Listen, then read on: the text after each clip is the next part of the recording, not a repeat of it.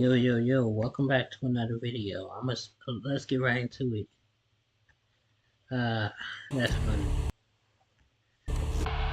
This is the mini promos of WWE. What the hell?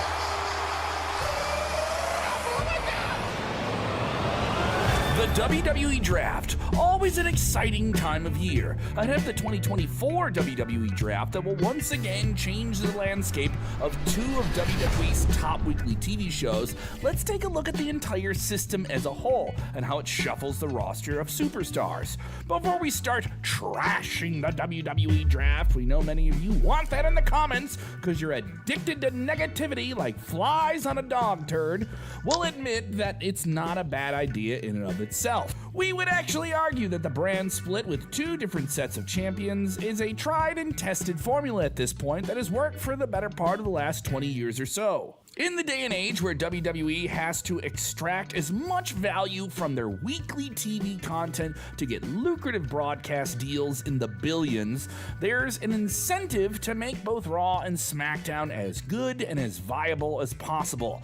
And you need consequences, so you need championships, prizes that superstars will compete for. To do that, you need two different rosters, different stories that exist within their own universes and their own paths. And the constant 3-ring, 5-ring, 6-ring circus that is WWE, different champions keep it interesting. As we said, the WWE Draft is essentially changing everything we know in WWE each calendar year. It's a necessary change, given the nature of WWE, 52 weeks a year, all the different ways that fans consume content, not just on traditional television. 12 months is a good period before it comes need for a fresh shakeup, fresh feuds, fresh stories. It gives the fans a reason to tune into the show for something new. And what are some of the problems, though, that come with the WWE Draft that are just circumstantial or natural or a complete miscalculation? There are actually more issues than you might expect. This is Sportskeeda Wrestling. I'm Kevin. Let us know what you think of the WWE Draft. Who do you want to see go where? And what are your favorite draft moments from the past? It would be cool to see. Now, this isn't to say that WWE needs to do away with the draft altogether, but let's break down some of the issues we've seen kind of come up in the past. We dread the days of the superstar shakeup and the wild card that directly led to the downfall of the quality of some storylines in WWE television, one show having a whole lot of depth over on Monday Night Raw, maybe SmackDown having less depth. It didn't feel as balanced, and it kind of made the whole point of the draft somewhat a little bit pointless. But this is simply addressing the issues that we think need to be dealt with. The first major issue is that there is a quality imbalance. We've already referenced it, and depending on the circumstances, one show may have a better tag division, or another show may have a better women's division. Those circumstances in the past were things that people claimed were provoked by backstage politics and, more importantly, money. Let's explain. Monday Night Raw was always the A show. It existed longer. It is the show that put WWE on the map during the Attitude Era. Can you remember how far back WWE has been labeling Raw as the longest running weekly episodic television show in history? And some claim that WWE's always had more reverence for Raw than SmackDown, and that is directly reflected sometimes in the rosters and efforts put into both shows, at least up until a few years ago. On numerous instances, we could see the SmackDown roster being gutted in the favor of the Blue Band doing better for the Raw brand. But we didn't realize that specifically about superstars and the brand that made SmackDown better, and maybe they existed better on SmackDown with those superstar combinations. Certainly something we saw in the middle of the Ruthless Aggression era, but we'll get back to that at some point as well in this video. Think in 2016, when WWE brought back the draft and the brand split. SmackDown was the undisputed best wrestling show on television in the eyes of most people in the summer of 2016 until about April 2017. So what did WWE do? They gutted SmackDown's roster of several big-name superstars who made the brand great and took away a lot of their momentum, maybe trying to make that momentum develop on Raw. But in reality, the downfall of SmackDown's quality in 2017 probably had to do with just questionable writing and ideas that didn't pan out right, as WWE was aggressively trying to capture maybe some of that market overseas with Jinder Mahal and the Indian fans. You know, one of the biggest wrestling markets in the world that still feels untapped when you look at the whole global wrestling community. Jinder Mahal was an underrated champion, but it never really clicked, and maybe it was just WWE taking a risk with that shakeup that didn't pan out. Within a span of 8 months, the WWE Championship picture went from superstars of reverence like Dean Ambrose, AJ Styles, John Cena, Bray Wyatt to Jinder Mahal. Let's roll the dice with Jinder Mahal. It was a risky move, but still a risk. No. I felt like he had that one moment. Argument for both and then everything else became a little bit more complex when you consider that it's probably always going to happen in some form or another. But that would also change when SmackDown would go to network television and get a bigger audience there. Maybe some people felt that SmackDown was getting more of the top-tier talent, like Roman Reigns every single week. At least from 2019 on, you could say that. When you consider that Raw is a 3-hour show and needs more superstars by default, it makes a little bit more sense that they will get more superstars just in general. It's a clear-cut, recent example of the quality and differences that waver between the two rosters. And you can see this definitely with Raw and SmackDown's women's division between 2023 and 2024. While SmackDown had the likes of Bianca Belair, Charlotte Flair, Io Sky, Bayley, Asuka, Rhea Ripley was the main act along with Becky Lynch on Monday Night Raw. We give our props to Rhea Ripley for managing to become the #1 woman in wrestling, if not just WWE, despite the strength of the roster, but it left a lot to be desired. WWE, though, has been working on their depth across their entire rosters in the last 2 years, and while she's done a great job as the Women's World Champion on Raw, the lack of credible challengers or her having credible storylines around it with an amazing character has presented ways that make it feel less edgy than it might need to be. The only women who can match her, arguably, have surpassed her in star power are Becky Lynch, but after beating her at WrestleMania 40, she still seems like one of those people she's just already beat. So maybe her going away on injury recently is a positive move circumstantially. Speaking of the women's divisions, during the draft years of the past, at least the last few years, there's been a few instances where the Raw and SmackDown women's champions would change brands, leaving the Raw women's champion on SmackDown and the SmackDown women's champion on Raw. And yes, my head is spinning and this is confusing as well. Ridiculous. Why did we have to brand these championships as specific to a TV show?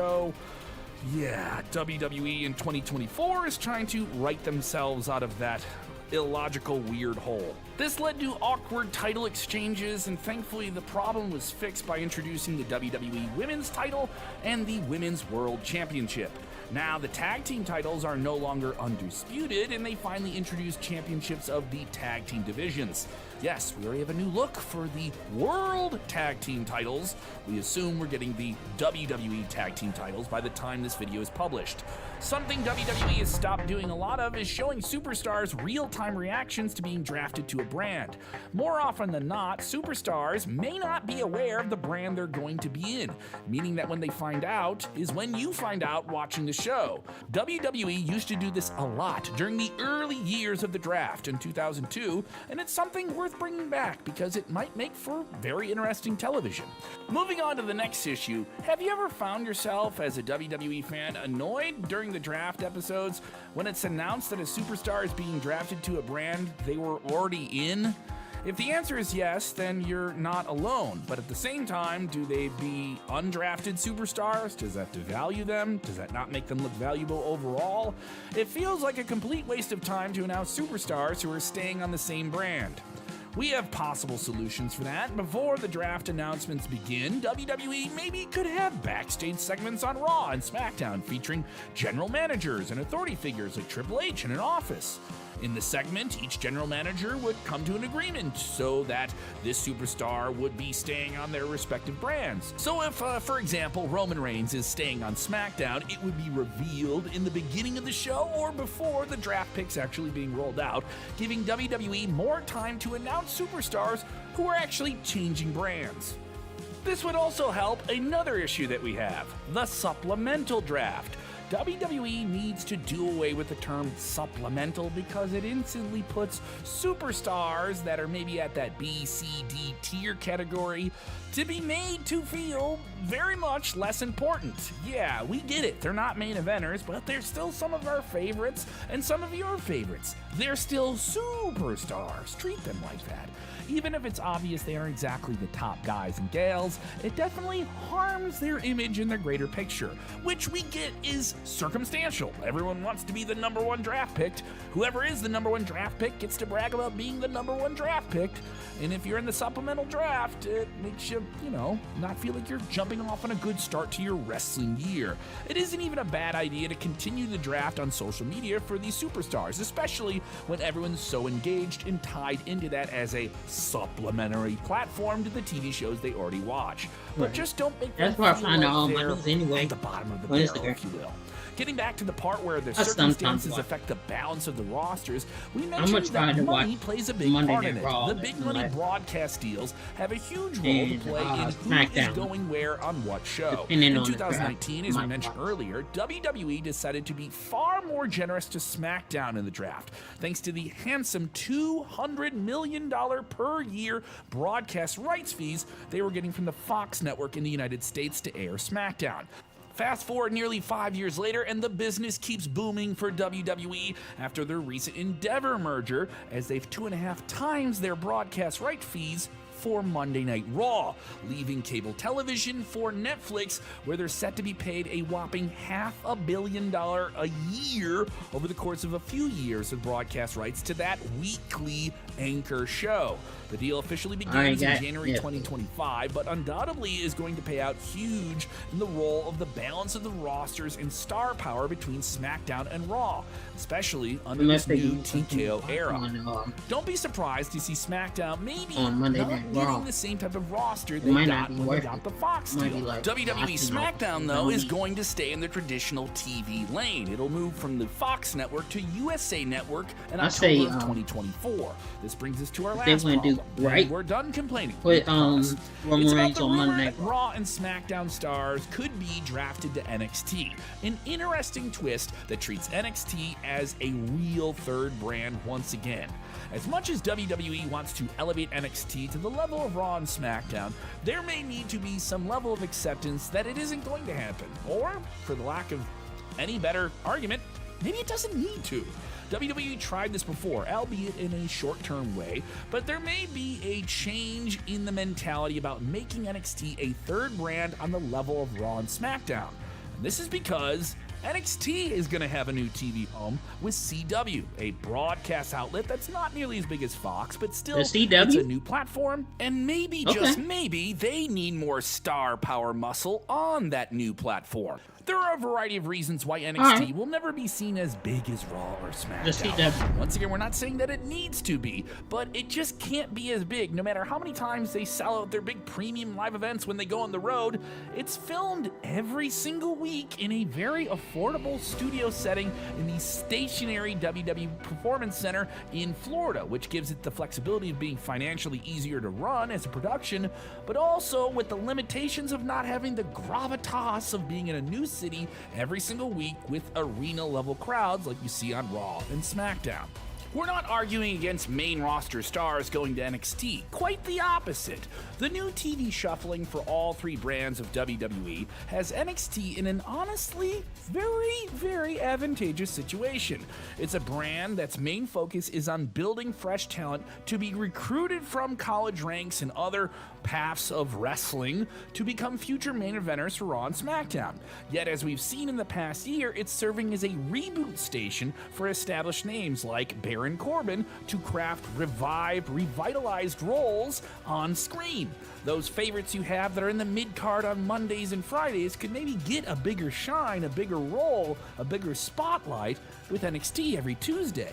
Imagine, and we're just putting this out here, Roman Reigns finding out who he is again after losing the WWE Universal title, getting away from the bloodline, and reinventing himself on NXT. Yes, it's crazy on paper, but these circumstances that we're entering right now make it not impossible. Since the main roster shows will always have larger audiences and have more real estate in the hearts and minds of fans, moving Raw and SmackDown names over to NXT for a more targeted niche audience may not be a great idea that works for everyone, but a handful of really crazy out there picks could be interesting in the long run and actually improve NXT's bottom line.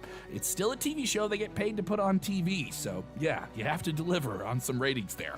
Even if a big name superstar is announced moving to NXT, would it actually help increase the ratings? When NXT had a one-off head-to-head battle recently with AEW, bringing in big names was beneficial to it.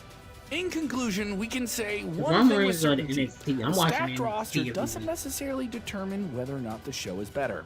It always comes down to a few core elements: good storytelling, good games, consistent quality, and just great wrestling performances on television overall.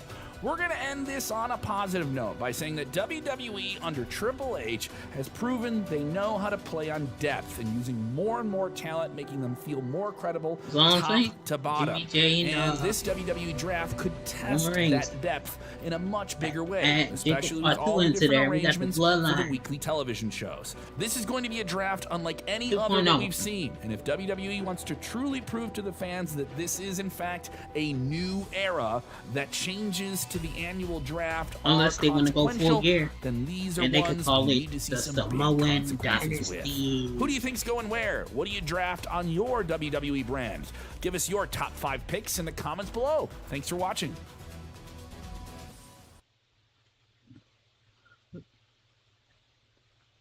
Thank y'all for watching. I'm gonna do one more video.